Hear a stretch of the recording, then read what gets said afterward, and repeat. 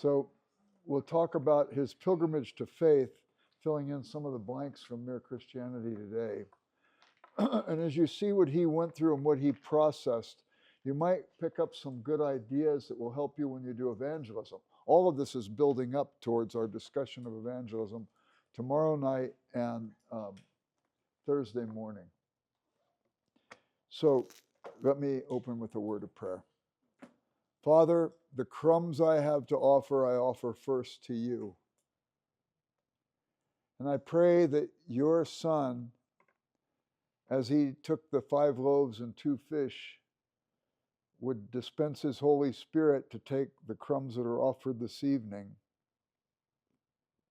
and multiply them and bless them and distribute them so each heart would hear something that each would sense was directly for him or her. For that to happen, we want something supernatural to occur in our midst, and we turn our hearts to you to that end. We thank you for Lewis's story. It's not our story, but there are elements of our story that will be affected by how he elegantly displayed and described what was going on in him. Let us benefit from that this evening, and we ask this in Christ's name. Amen. I didn't become really very academic until I discovered Lewis, actually first reading through my Bible and then discovering Lewis. And yet, I always had a love affair with words. I can still remember the first word I ever fell in love with. It was in Mrs. Reinhardt's first grade class, and she was going through vocabulary cards so we could pick up the words. And the word that I first fell in love with was the word swish. I still love that onomatopoeic word, and my devotion to it was long before it was popularized by a clean shot in basketball. Another word at that time was the word pokey. I love that word. Other words, though, that were significant in my development were words like ambiguity, perplexed, ostentatious, which is a word too ostentatious for my vocabulary. But there's one word that I have in mind that fits what I want to say this evening. Because basically, our whole discussion tonight that will be centered on Lewis, it's not about Lewis. And the word I have in mind is a word I learned in 3rd grade. I grew up in South Central Los Angeles. I went to an elementary school called State Street Elementary, and I would see the kids go to eat their lunch in the cafeteria, and I always wondered what would that be like. But it cost 31 cents, and for us that was prohibitive. Too much. My mother always had a brown bag lunch with a sandwich, a couple cookies, and a piece of fruit, but we never got to go to the cafeteria, and I wondered what were those kids experiencing that I didn't get to experience. And one day, to my complete surprise, as I was leaving the house that morning, instead of giving me the brown bag, my mother handed me 31 cents. But now I was nervous, and I couldn't have explained it this way when I was a child, but these are my exact sentiments. Being unfamiliar with the protocols of elementary school cafeteria life, would I do something stupid and all the other kids make fun of me? So I watched with intensity the girl in front of me in the cafeteria line. As she gave her 31 cents to the lady at the register, I did the same and was happy that burden was lifted. She grabbed a fiberglass tray. I did as she did. She put her cutlery on the tray, the knife, fork, and spoon, and her napkin. I did as she did. She took her tray to that chrome roll bar counter. Do you guys remember that? And the first item on the menu was string beans. I hate string beans. And I'm thinking this cafeteria life isn't all that it was cracked up to be. But apparently the girl didn't like them either, because she said to the cafeteria lady, do you remember her? She was kind of heavy set. She had white hair. It was in a hairnet. She had an apron with smudge marks all over it. She was the ubiquitous cafeteria lady who worked in every elementary school cafeteria in the world. You think Santa Claus gets around? This woman, she made tracks. So the girl said to her, I'll have a small portion of those, please. I had never heard the word portion. So I watched. The cafeteria lady took a big spoon with holes in it so the juices could go through. She dug down into a deep pot. She took a small bowl and put 3 string beans in the bowl. And I thought, that's interesting. I said to the cafeteria lady, wondering if the magic would work for me too, I'll have a small portion of those too, please. She did exactly the same for me. I go down the line. I put the different things on my tray. You came to the end. What was at the end of the line? The desserts. I saw the most economically cut pieces of chocolate cake I'd ever seen in my life, and I wondered if this word might not have other applications. So I said to the cafeteria lady, I'll have a large portion of that, please. She cut me the biggest piece of chocolate cake I'd ever seen in my life, and I said, that's a good word. Psalm 73:25. Whom have I in heaven but thee? And besides thee, I desire nothing on earth.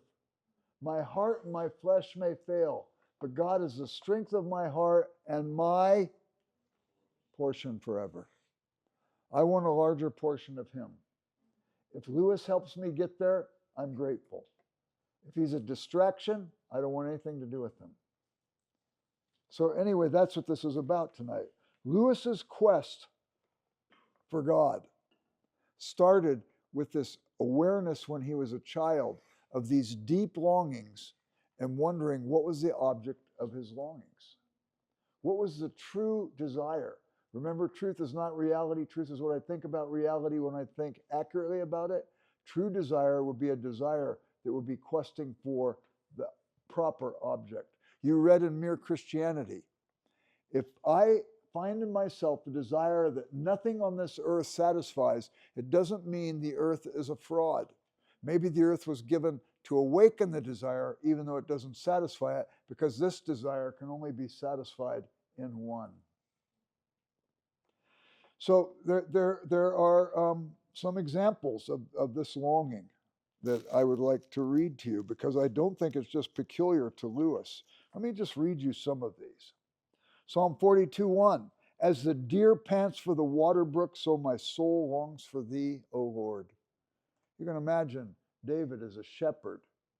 He's taking care of his sheep in a pasture, and he hears some flight of a deer through the woods, scared for some reason, and he's probably got cotton mouth, and he comes to the pasture, and there's a little stream, and he goes to the stream, and he just starts guzzling the water to quench his thirst, and so on.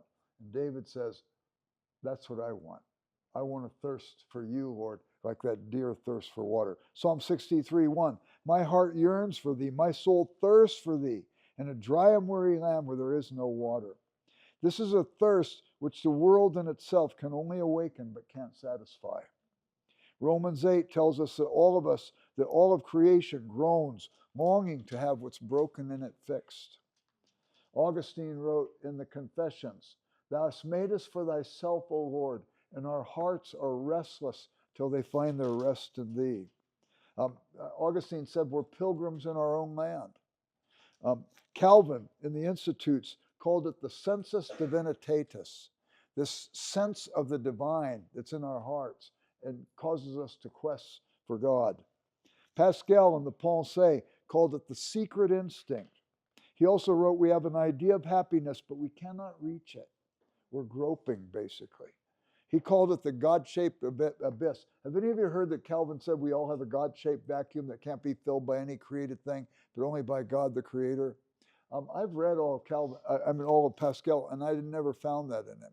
But I did find him talking about the God-shaped abyss, the infinite abyss that can only be filled by an infinite object.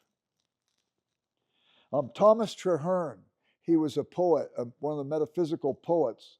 Lewis liked him, and I got to him through Lewis. If you've read Abolition of Man, Lewis quotes him in that book as well. But he wrote a book called Centuries, and he was pastoring at a church, and this is in the 17th century, pastoring a church. In the middle of his pastorate, he moved to another church. Usually in those days that didn't happen. You stayed at a church all your life. But there were a bunch of women at his original church that were in a Bible study with him. And so what he would do when he went to his other church is he would write out a devotion. And then he'd write out the next day another devotion. When he got to 100, he'd bundle them up and send them to those women. And then he'd start the next one and the next one. Eventually, they were published as Centuries of Devotion. In century number 1 and reading number 23, he wrote this: "The noble inclination whereby man thirsteth after riches and dominion is his highest virtue." Would you say that? The desire that causes a person to quest for riches and power is his highest virtue? What did he mean? Well, he clarifies. The noble inclination whereby man thirsteth after riches and dominion is his highest virtue when rightly guided. A person who has that desire has maybe a right desire, but is tethering it to the wrong object, and it can't satisfy him. He says that desire properly guided carries him as in a triumphant chariot to his sovereign happiness. Men are made miserable only by abusing it, taking a false way to satisfy it. They pursue the wind. If you saw somebody who is pursuing after riches and power, would you say you shouldn't have those desires? Or would you say, are you tethering that desire to the right object? You don't want to spill cold water on the burning desire, even if it has a person moving in the wrong direction. Just ask them, how's that working for you? Anyway, Schleiermacher called it the feeling of dependence. Rudolf Otto called it the creature feeling. G.K. Chesterton said we're homesick in our own homes. And every time we lay our head on our pillow, we lay it down in a foreign land. There are others too. I think you can find traces of this longing in the poetry of the Romantics, in the despair of the existentialists, and in the dissatisfaction of the postmodernists. David Downing, the C.S. Lewis scholar, in his book on Lewis's science fiction books called Planets in Peril, it's a great book, he said, if, as Christian doctrine teaches, all humans are exiles from paradise, then how natural that they should feel pangs of longing, painful in their fullness, yet pleasurable, and that they point to genuine realities in which they may someday partake. I think it's very powerful, this.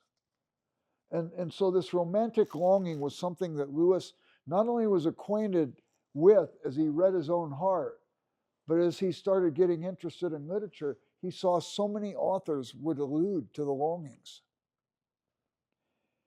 So there you go. And I think too, interestingly enough, he writes this strange essay called Talking About Bicycles. And in it, he identifies 4 phases of enchantment. The first is to be unenchanted. The desire hasn't awakened in you yet. The second is to be enchanted. Something kicks in. You see something, you hear some music, you have a conversation with a friend, you read a book, and somehow the longing is awakened in you. So unenchanted, now enchanted. And you think that the thing that awakened the longing is the object that you long for, so you tether your heart to that. But it doesn't satisfy. Lewis says we go through what he calls the dialectic of desire. You tether to this thing, it doesn't fulfill. You tether to this thing, it doesn't fulfill. You tether to this thing, it doesn't fulfill. Finally, in frustration, you say, maybe it's not an earthly object that ultimately can satisfy me. So you come to the place of disenchantment. Nothing in this earth is going to satisfy. And eventually, when you recognize that and you start to think, maybe I'm looking for something of transcendence, that you become re-enchanted and it sends you on your quest for God. I think we've got it in the book of Ecclesiastes. I remember years ago reading a book called, what was the name of it? Explore the Book by J. Sidlow Baxter. And he called the poetic books of the Bible the how-to books. Did I mention this the other day? No. I mentioned it in conversation with some of us. So the how-to books of the Bible. Job, how to suffer. Psalms, how to worship in good times and bad. Have you ever had somebody tell you, oh, I love the Psalms, they're so comforting? I go, I don't know if you're reading the same ones I'm reading. Some of them, how blessed are those who bash Babylonian babies' heads against the rocks, or I pray, Lord, all my enemies' children will be orphans, Psalm 109. No, it's how to worship in good times and bad times. I don't know about you. I don't think God wants us bashing anybody's heads against the rocks. But aren't there times you feel like you just want to shake somebody? Is your faith in irrelevance at that place? Or has God given you a template for your soul that you can pray those prayers to Him, the utterly safe person, and you can be honest and press out the pus of your heart before the God of the universe who wants to restore your soul? Psalms, how to worship in bad times and good. Proverbs, how to be wise, by Solomon, who I don't think, though he was supposed to be so wise, followed all the advice he wrote in that book. I know his son Rehoboam didn't, and he wrote it for his son. But nevertheless, it's inspired text, and there's wisdom in that text. Then you've got Song of Solomon, how to what? How to love. It's a racy book. You read it in the Hebrew, and you're going, whew, this is a hot one. They wouldn't let kids read it when they were young in Israel. You had to wait till you were married to be able to read it. But it's a hot book. Ecclesiastes, how to what? Be confused about life? You know? No, how to enjoy life. You really want to enjoy life, this book attends to that. It begins how? Vanity of vanities, all is vanity where? Under the sun. That phrase is used 28 times in that book. You will never be satisfied from mere under the sun pursuits. The reason why, Ecclesiastes 3:11, God has placed eternity in our hearts. And so Ecclesiastes 2:23, I think, is the key verse of that book. For who can eat and who can enjoy life without Him? You give me all these other things first, and they're not going to satisfy. Lewis even wrote an essay on it called First and Second Things. You put first things first, you get second things thrown in. Put second things first, and you lose out on first and second things. So here's how to enjoy life. You can enjoy all the pleasures of this life that God so eagerly gives us. James 1:17, every perfect gift comes down from the Father of lights, in whom there is no variation or shifting shadow. The gifts that He gives are mutable. They're destined to fall apart. But He is the immutable one who does not change, who ultimately can satisfy. Well, in light of this, as Lewis thought about these things, he realized that there was this longing of the heart, what he called the romantic longings of the heart. And then there was also these tough questions to ask about life when things don't seem to make sense. His friend Charles Williams, this was after Lewis became a Christian, wrote a book on the Arthurian legends. And it's poetry, and it's pretty obtuse poetry. And Williams died before it was all published. And Lewis felt an obligation to his dear friend because Williams had talked with him about these poems. He wrote a literary critical work on these poems called the Arthurian Torso, the body of Arthur. And Williams took a scene from Wordsworth's The Prelude where there's a Bedouin shepherd walking along with a stone in one hand and a shell in the other. The shell represents the romantic longings of the heart. The stone represents rigorous intellectual endeavor. And Lewis said the first problem in life is how do you fit the stone and the shell? How do you bring together a wholeness in our understanding of life? Sin, if it does anything, estranges us. Sin is man playing God of his own life. It estranges us, therefore, from God. We become rivals of His sovereignty in our life. It also estranges us from one another. You can't play God of your life and have good fellowship with another person playing God of his life. Anarchists make really bad fellowship people. And then not only that, it estranges us from ourselves. It divides head and heart. It divides spirit and flesh. And God wants us to be whole. And Lewis said the first problem in life is how do you bring together the head and the heart in a sort of wholeness? So here's the longing we've talked about, and I want to talk about reason as well then. But before we do, let's look at this romantic longing a little further. There's a woman named Evelyn Underhill. Have any of you heard of her before? I got to her through Lewis. She was a contemporary of Chesterton. She's probably 30, 35 years older than Lewis. But after Lewis wrote his first science fiction book, Out of the Silent Planet, she wrote to him. She was an eminent philosopher. She was a great writer on mysticism. And Lewis was aware of her, certainly. But she wrote to Lewis because she liked that book. Lewis wrote her back and said, receiving a letter from you was the greatest literary experience of my life. I go, well, who's that person?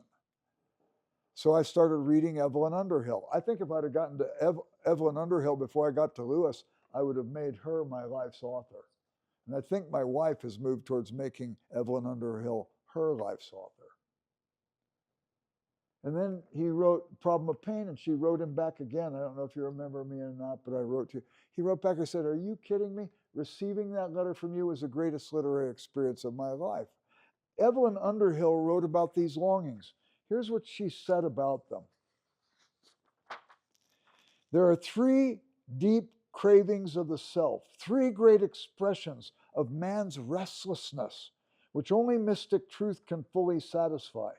The first is the craving which makes him a pilgrim and a wanderer. It is the longing to go out from his normal world in search of a lost home or a better country. The next is the craving of heart for heart that makes him a lover. And the third is the craving for inward purity and perfection, which makes him an ascetic and in the last resort, a saint. She talks about the pilgrim longing, the lover longing, and the ascetic saint longing. Keep that in the pending tray over here. Lewis, the first book he writes after he becomes a Christian, is called The Pilgrim's Regress, an allegorical apology for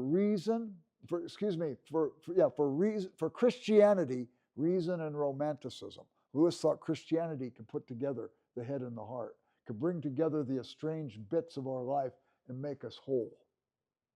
And in that book, there's a guy named John. He's a pilgrim. John lives in this city, and he sees a vision of an island off in the distance, and it sets him on a quest, longing to find the island. And he has all these adventures in the allegory. There's a place where he comes to history, who's represented by a hermit. And he asks the hermit, what are the longings all about? And the hermit says, well, there's basically three longings. Listen, if there's three, there could be 3,003. But both Lewis and Underhill talk about the same kinds of longings. And the hermit tells him there's a longing for myth or story. And he situates it in classical literature as the expression of it. Then there's the longing for the lady, and he situates this in medieval literature and particularly relates it to Dante's longing for Beatrice. And then he talks about the longing that's awakened by nature. I'm sure you've had those experiences since you've been here, where you saw a glorious sunset, or you saw just the way the clouds let the light filter in on the trees and stuff like that.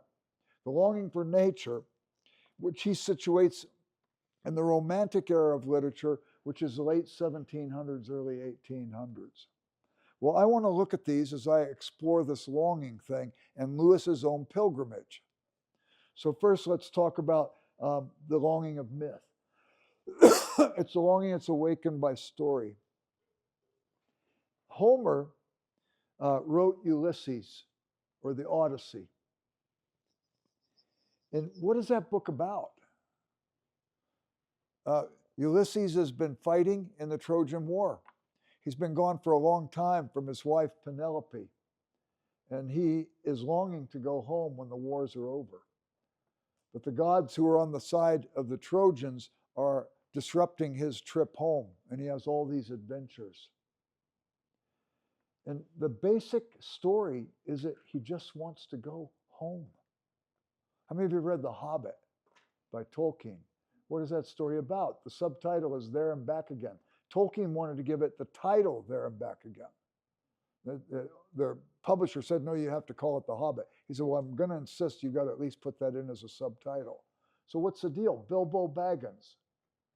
He's perfectly suited for travel. He's got a good constitution for it. He doesn't even need shoes. He's got leathery bottom feet that are hairy on the top. but he doesn't like to travel. He likes the Shire, his home. And there's these 13 dwarves led by Thorin Oakenshield. What do they need? Their home has been co-opted by a dragon named Smaug, and they just want to go home. But they can't go with 13. It's an unlucky number. So Gandalf the wizard says, you need a 14th member. I think you need to go get Bilbo Baggins to go with you.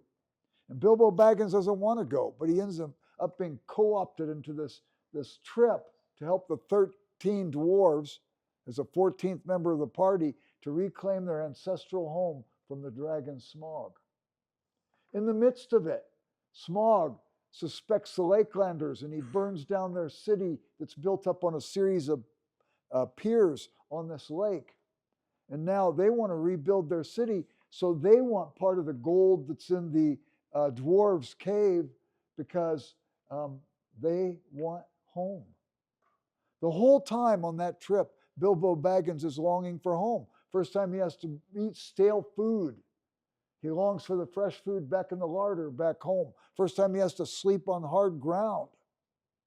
He longs for the feathery bed back at the hobbit hole. First time they face danger, where there are these trolls, William, Bert, and Tom. Isn't that weird? This is Tolkien, who gives his characters names like Gladriel, Gandalf, Tom Bombadil. What was he named? Trolls? William, Bert, and Tom. Just sort of pedestrian names. And he's in danger. And what does he long for? The safety of his hobbit hole. 18 times in that book, Bilbo Baggins longs to go home. When finally all the adventures are over and he's going home, and he comes right over the cliff and he sees below, the hill below, his Shire. A poem pops out of his mouth, roads go ever, ever on. The heart that has longed for home comes at last to the home he's long known. And when he gets there, Tolkien does a trick for us. The whole time he's been longing for home, and when Bilbo gets there, the Sackville Bagginses have declared him dead. They're dividing up his stuff. It's not the same. Where does Tolkien get that theme? From Homer. Because in the Odyssey, when Ulysses finally gets home to his wife Penelope, the suitors have made things a mess. And he has to do business with the suitors, just like Bilbo Baggins has to do business with his Sackville Bagginses. It's not the same, because that home awakened longing, but that's not the home that can satisfy longing. I think I could put it a couple other ways. Virgil, when he wrote the Aeneid, same thing. Myth, the old stories. The Aeneid is about a guy named Aeneas, who was a Trojan. And when the Greeks sack Troy, his wife has died, Hector the crown prince has died, and their ghosts come and say to Aeneas, you need to take off with the people you can, and you need to sail away and build a new city. And Virgil was trying to give the Romans a myth for their world, a myth for the city of Rome. And so the whole time, he's longing for the city that once was his Troy, the place of his birth, and he longs for the city that will be Rome. The word romantic comes from that story. And he's longing. And Augustine didn't like the ancient myths, but he liked that one because he thought that it was indicative of all of our hearts. We're people caught between the two cities, the city of our birth and the city that will one day be. If I could put it another way, as Underhill calls it, pilgrim longing, it's seen even in nostalgia. I was invited back to my 50th high school reunion. Unfortunately, it was several years ago. You know, I'm a fossil. When I retired from Wheaton College, the archaeology department told me they had shelf space for me in their museum. But home, I remember going back to that reunion, and I wanted to stop by my elementary school. I don't know what your elementary school is like, but I remember mine. The kickball court was off in the corner of the playground, and there's only one person could kick the ball all the way to the one bounce courts. Did you guys have one bounce? Couldn't play volleyball. You weren't coordinated enough. So you had to hit the ball up, let it bounce once before the next person hit it. and then get it over the net and all that stuff. The only guy who could kick it was Brian Anderson. That playground was massive, massive. I don't think Magellan could have navigated his way across it. And I don't think you needed a GPS, I think, to get across it. And the basketball court. Do you remember basketball in elementary school recesses? What were the scores at the end of the whole recess? 2-6, because the basket was so high, you needed JATO rockets to get the ball in the basket. And I go back to that elementary school, and it was the most cramped little playground I had ever seen. The baskets came up this high. I could have stuffed them, myself. And I could have spit from home plate at the kickball to the one bounce courts. How did we ever find joy in that place? And then I go to the reunion dinner. They give you a name tag when you come in for your 50th anniversary with your yearbook picture on it, because nobody would recognize you otherwise. All my old friends are bald, bespectacled, gray-headed. They've got a paunch. Life has been hard on them. I'm fine, but life's been hard on them. And you go back to the place, and it's not the same. Because it awakens longing, but it's not the thing or the place that can satisfy longing. My oldest son, Jeremy, when he was a boy, if at Wheaton College they were going to do a play and they needed a kid, they would always ask him if he could come and audition for the part. One year they were doing the play adaptation of Charles Dickens' Great Expectations. The main character is a man named Pip, but he's a boy for the first third of the play, and Jeremy played Pip. He was loving it. He's living the life of a college student. If we can't find him at home, he's over in the dorms with one of his thespian friends with their earphones on, rocking out to their music. They did 14 performances. The last performance is over. I go to pick him up. They let him keep his hat from his costume and a couple of other items. And he's so thrilled. He loved this experience for this 2.5 months of living this life. And we're walking through the theater, and it's the first time he realized that the students never left the set until they had dismantled it. And he's seeing the world that he had come to love be destroyed in front of his own eyes. He said, "Oh, Dad, I've got to sit down." He's 10 years old. "I've got to sit down." And he looked like Obi-Wan Kenobi when that planet blew up and he knew there was a disturbance in the Force. And finally, after about 10 or 15 minutes of him just racking his heart, I said, "Jeremy, we got to go." He shuffled out to the car like an old man. And when he got to the car, he said, "Dad, I just didn't want it to end." I said, "You know what, Jeremy? I think I know what you really want. It's the nature of all plays that they come to an end. It's the nature of all vacations and holidays. They have to come to an end.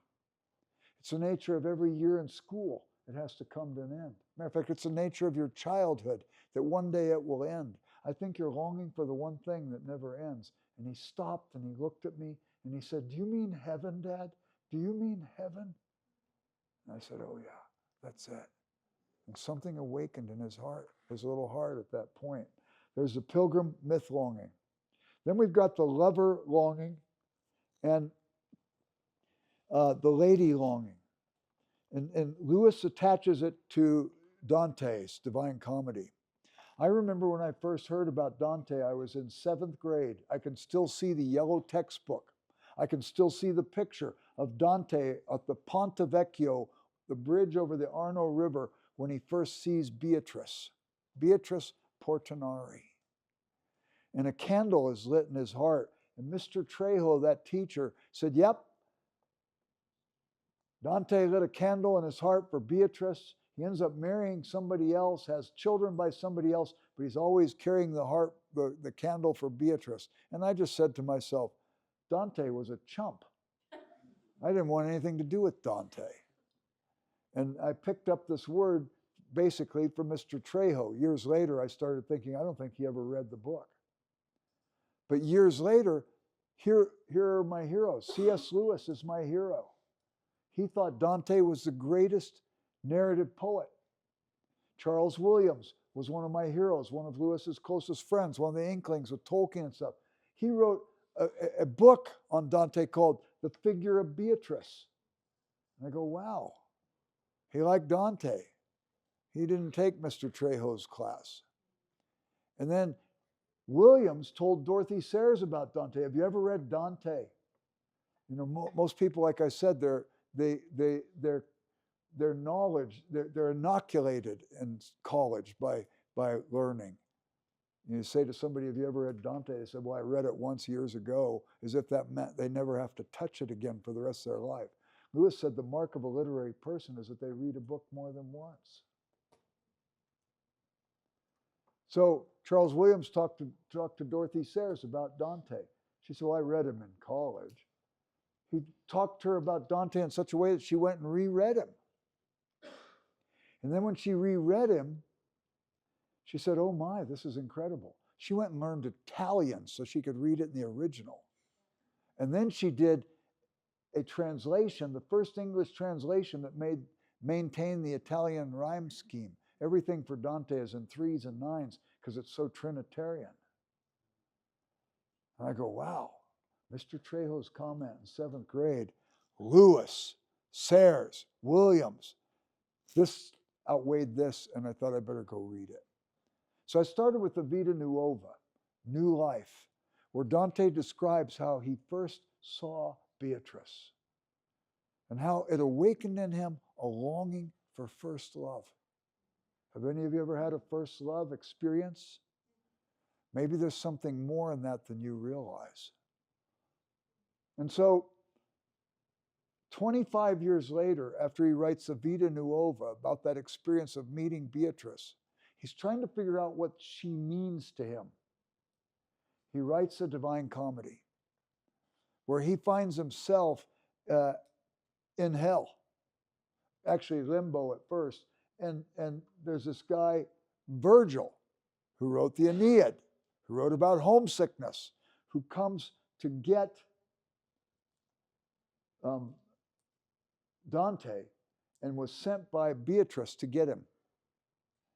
And he leads him through the Inferno, leads him through the Purgatorio, and then Beatrice comes out of heaven and collects him and leads him on in through the Purgatorio, into the Paradiso, and leads him to the very vision, the threshold of the vision of God. And Dante writes, she turned to look, but not at me. She turned to the eternal fountain. What Dante discovered was the awakening of any love at its deepest level is awakening in us a hunger for our ultimate first love, our love for God. When Lewis's wife died, he wrote a book called A Grief Observed. You know what the last words are in that book? They're in Italian. She turned to look, but not at me. She turned to the eternal fountain. I can put it to you another way. Have you ever felt lonely before in your life? What does that tell you about you? At least it tells you you're a sociological being. You need people in your life. The fact that you can communicate tells you you've been made for community. But have you ever felt lonely in a crowd? Or have you ever felt lonely living under the same roof with other people you care for and you know they care for you? What does that tell you? It maybe doesn't prove anything, but might it not strongly suggest you are made for some relationship no mere human relationship could ever satisfy? Human relationships are great as far as they go. You don't have to abandon them, but don't ever let them replace the archetypal relationship in your life. And then the last kind of longing is the longing for the ascetic saint longing and the longing in nature. Lewis refers to this longing in nature in Wordsworth. The Prelude by Wordsworth is this long poem. And Wordsworth recognized as he got older, he was becoming more jaded.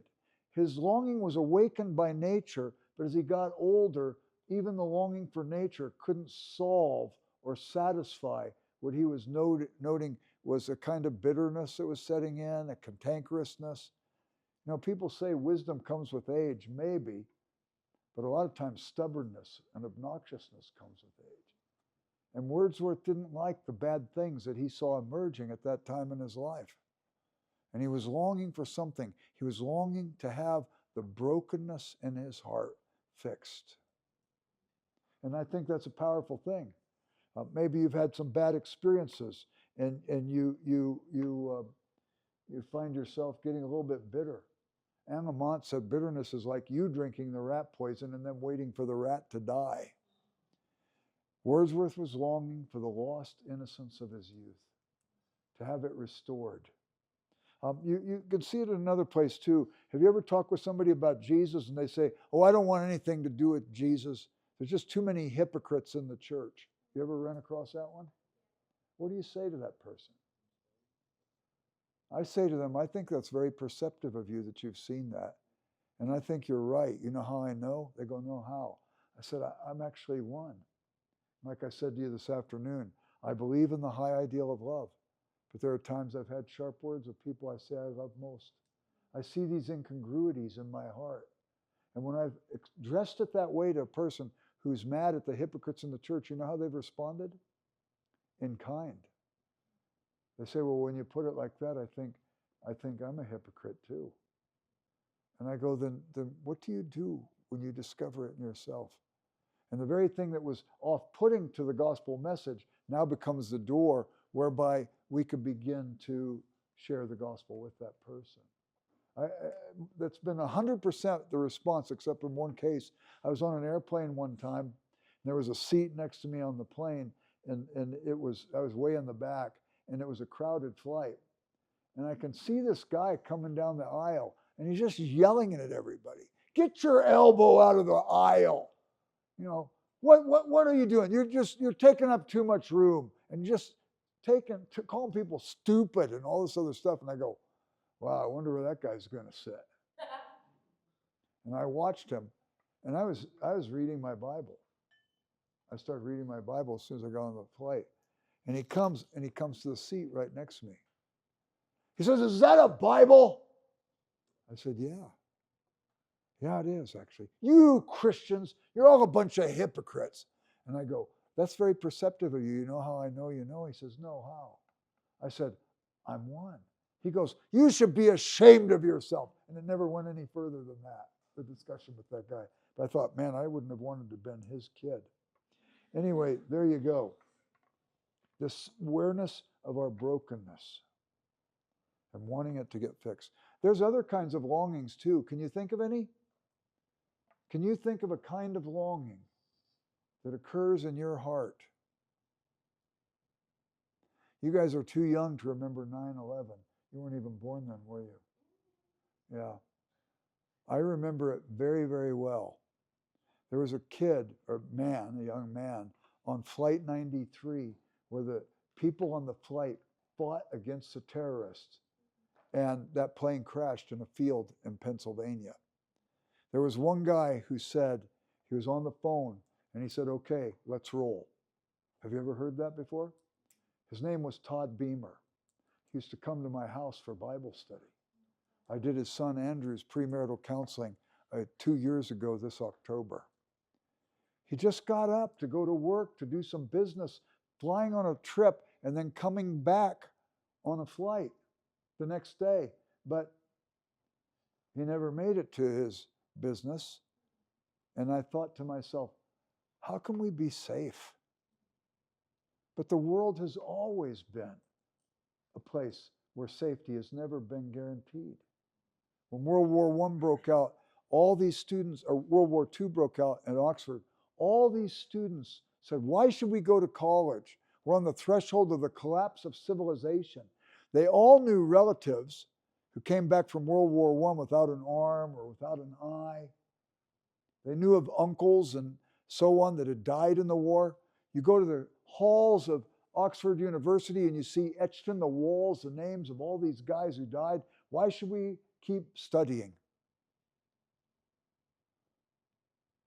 Lewis was asked to speak about this, and he preached in chapel at his college right when the war began, and he preached a sermon, De Futilitate, of futility. And basically, he said, all judgments imply a standard. How can you say everything is futile unless you have a standard whereby you could judge it? The sermon helped the students, and he was asked to speak to the entire Oxford University community at the great university church, St. Mary the Virgin on the High Street. And he began his sermon on learning in wartime. War does not increase death. He could have said disease doesn't increase death. Danger doesn't increase death. Accidents don't increase death. Aging doesn't increase death. Why? Because death has been total in every generation. And if you waited till conditions were right before you did anything, you would never get around to doing anything at all. The war eventually ends, and he writes another essay on living in an atomic age. He said the atomic age and the risk of the whole world collapsing from a nuclear war is no new experience. You could have lived in the Middle Ages when the plague broke out at any day. You could have lived in a village in the Middle Ages when a Viking attack, people could have come and slit your throat any night. But we long for safety. What is that about? We long to make sense of our experience. Have any of you ever read Man's Search for Meaning by Viktor Frankl? He was a man who died in the Nazi concentration camps. He was a psychiatrist when he went in. He and his wife were both interred. His wife died in the concentration camps, and he writes this book, Man's Search for Meaning. Have you ever caught yourself saying, in a difficult situation, how do we make sense of this? Well, Frankl wrote in that book, if there's a meaning in life, then there must be a meaning in suffering. And the quest to make sense of things is itself a God-given quest. And Lewis was awakening to these things, and he longed to find the proper object of his desire. Well, those are the longing parts. What about the rational part? His mother died when he was 9 years old. Well-meaning people at his church told him, you pray for her, she'll get better. He prayed for her, she got worse. I mentioned this to you already, didn't I? No? Maybe I was talking in conversation with some of you. So he prayed for her and she got worse. And they said, you got to pray harder with more sincerity. So he thought her whole survival was on the credit of his 9-year-old prayers and the sincerity of his prayers. And he prayed for her as if his prayers were the thing that had to be sufficient for her to survive. And she died. And he said this whole Christian thing is just a crock. Shortly after that, he became an atheist. He didn't become an atheist about the God of the Bible. He became an atheist of the God of the false notions of the people at his church. A lot of times when you talk to an atheist, they say, tell me about that. Tell me about this God you don't like. And you can say almost every time to them, well, if I thought that's how God was, I would be just like you. I'd be an atheist of that God too, but I'm not sure that's how God is. And you begin to move on from there. Well, we talked about how Lewis, because of the loss of his mother, because of the problem of evil, how he rejected Christianity, became an atheist, and found materialism was the worldview that would support his position. We already talked about materialism today and atheism today from our discussion on mere Christianity, so I'm going to skip over that. But if matter is all there is, what happened with Lewis was, then these longings don't really mean anything. They aren't really directing or nudging his heart towards any object. They're just sort of like a bad indigestion after a bad meal. And he just suppressed them. When he saw the error of materialism, the longings came rushing back on him. And he realized, wait a minute, maybe there is an object of the longing. So he leaves his atheism and he becomes an agnostic. There's at least 3 kinds of agnosticism. The first is what we would call the dogmatic agnostic. I don't know. The agnostic, it means without knowledge. Gnosko is the Greek word for knowledge. Put the alpha negation, agnosko. So you don't know if there's a God or not. But there's a dogmatic agnostic who says, I don't know. You don't know. Nobody can know. Well, they've over-egged the pudding and inflated their position. They maybe could say they don't know honestly. They maybe could doubt that I know because maybe they hear inconsistencies in my discussion. But for them to say nobody can know, that basically makes them an atheist in agnostic garb, like the wolf in sheep's clothing. It's dishonest, and it's not accurate any more than the atheist position is honest. Then there is the disinterested agnostic. I don't know, and frankly, I don't care. The question is the issue of God a thing to be agnostic about, or an issue to say, I don't care? Some of us were talking last night till pretty late here, and we talked about these things where Mortimer Adler, the great philosopher, he wrote a book in 1980 called How to Think About God, a Guide for the 20th Century Skeptic. He felt he set forth arguments for God's existence that were beyond a reasonable doubt, and he wasn't a Christian. His wife, who was a Christian, put him up to it, and he wrote it, but he didn't become a Christian. I thought, man, that is so weird.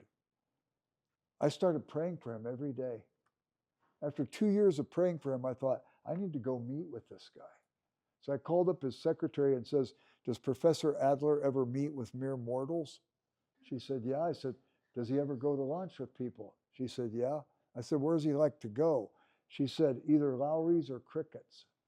Those are the two most expensive restaurants in Chicago at the time. I said, you better set the appointment for 6 months from now, because it's going to take me that long to raise the money to take him to lunch.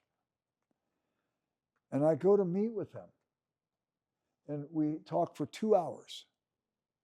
And while we were talking, in the midst of it, I said, Dr. Adler, I have been praying for you for 2 years since I read your book.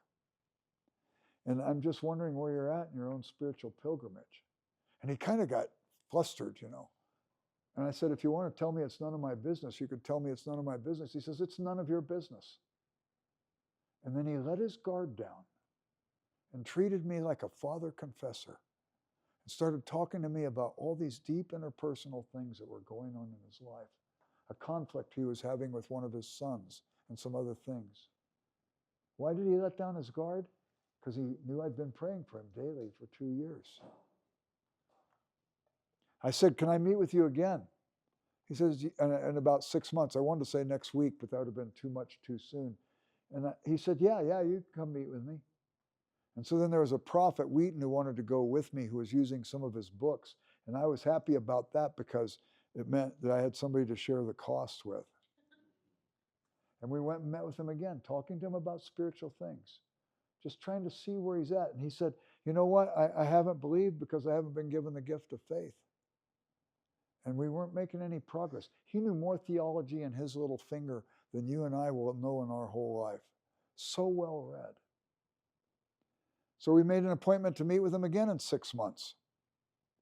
His secretary, Marlis, called me up and said, Jerry, he was asked to go by the State Department. They asked him to go to China. And so he wants to meet with you, but can we do it in 2 weeks? I said, yes. We put it down. 2 weeks later, I get a phone call from Marlis. You know what? He wants to meet with you, but William F. Buckley wants him on firing line. He has to be in Washington, D.C. But he wants to meet with you. How about 2 weeks after that? I said, yeah. 2 weeks later, I get a phone call from Marlis. He went into the hospital. He's deathly ill. We don't expect him to survive. I just go, wow. I made the effort, doggone it. 2 days later, I read in the Chicago Tribune, philosopher Mortimer Adler has become a Christian. I go, wow, what happened? So years later, he went to a church called St. Chrysostom's, an Anglican church in Chicago, and they asked me to come give lectures on C.S. Lewis at that church. By that time, Adler had died. By the way, he survived this death threat, lived another 20 years, preached sermons, wrote books about faith, and even he had written an autobiography called Philosopher at Large, but he lived so much longer, he had to write a second autobiography. It was called A Second Look in the Rearview Mirror, and he shares his testimony in that book. Is that cool or what? But I went and gave lectures at that church for free because I said, I owe this church.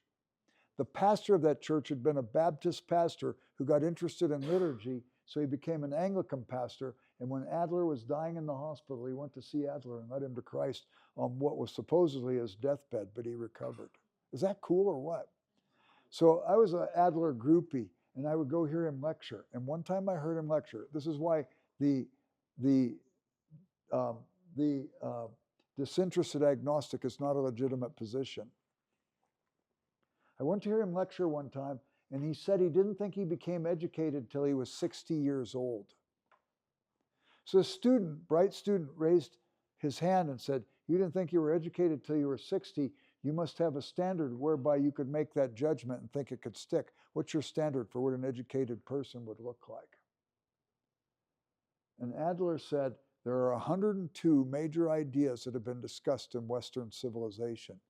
He spent $2.5 million in 1948 and 49 culling through the great books to get that information. Who was it that I was talking to said it would be about 25 million now, something like that. Yeah. And then he took each of those ideas and he wrote an essay about every one, showing where that idea first shows up in the literature and how it develops over time. And in those essays, he said to that student, I think you need to have a working, not an exhaustive, but a working knowledge of all 102 great ideas. So I've started discussion groups where we start reading an idea a month or an idea a week. We've had different ones. And it's fascinating. But anyway, you know what the number one idea is that's been discussed in Western civilization? Bar none. What do you think? Nothing even comes close to it. The idea of God. The idea of God. If a person says, I don't care, they're swimming against the grain of, or they're swimming against the current of all of civilization. There's something nonsensical about that. Number two, you know what the number two idea is? Knowledge. How you know and how you know you know. Number three, man. We're mysteries to ourselves. We want to understand what it is to be human. Number four, the state. How do we live in organized society with each other without killing each other? Number five, love. But there's 102 of them. And anyway, how can a person be disinterested and say, I don't care about an idea so big? In his essay on God, Adler wrote this: more consequences for thought and action follow from an affirmation or denial of the existence of God than any other single subject. If you've ever read The Brothers Karamazov by Fyodor Dostoevsky, he has a character named Ivan who asks the question, if there is no God, then there is no morality, and you could do anything you want to. And he doesn't see any reason why he shouldn't do whatever he wants to. But if everybody's operating at that level, you've got chaos, disorder, you've got threats, and so on. What gives you the basis for making any kind of good moral choice like we talked earlier today? What is the transcendent reality that makes objective approaches to life valid? And then Pascal's wager. Do you know Pascal's wager? So Pascal was a philosopher and a mathematician. Some people say that it's a toss-up between Pascal and Leonardo da Vinci, who was the smartest person in modern world. You can't live a day of your life without being influenced by Pascal. I could go through the list as to why, but just say this. He developed the laws of probability. He had a friend who was gambling and losing his fortune. And Pascal says, if you're going to gamble, at least know the odds. And then he applied it to matters of faith. And he said this: if I believe and I'm right, when I die, I gain everything. If I believe and I'm wrong and death is the end of all things, I lose nothing. If I disbelieve and I'm right, when I die, I gain nothing. If I disbelieve and I'm wrong and death is not the end of all things, I lose everything. But he says you're not betting dollars and cents or francs and centimes and so on. You're betting your eternal destiny on this one. That is not something to be apathetic about. And then, so that's the disinterested. The last one is a dissatisfied agnostic, and Lewis eventually got to that place. And the dissatisfied agnostic says, I don't know, but I would like to. And he realized it was a religious quest, and we talked about the way he worked through the religion stuff when we looked at Mere Christianity Today. And he came to the claims of Christ, and he found them compelling, and he responded to Jesus. Well, there's more we could talk about. We could talk about problem of evil. I brought a bunch of notes to talk about that, but I think it's late, and I think you must be tired, and the mind can't absorb more than the seat can endure. Any questions? Yes, Sebastian. Can you clarify what Transcendence? Yeah, it's that which is over and above, something beyond you. It's not you, it's something beyond you that's there. And Lewis believed there was, the transcendent was really there. It's God, ultimately. But we could talk about it more ambiguously by calling it transcendence. Okay? Any other questions? Let me pray. Father, we worship you that you wooed C.S. Lewis to yourself. We worship you that you have wooed us to yourself. We pray, Father, making ourselves available to you to talk to others about you as best we might. And help us, Lord, to have our hearts break for the world as your sons did. And help us to enter into his ethos, his passion for the world, that we might point people in the midst of their hunger, in the midst of their longing, to the object that would ultimately satisfy them. And we ask this in Christ's name and for his glory.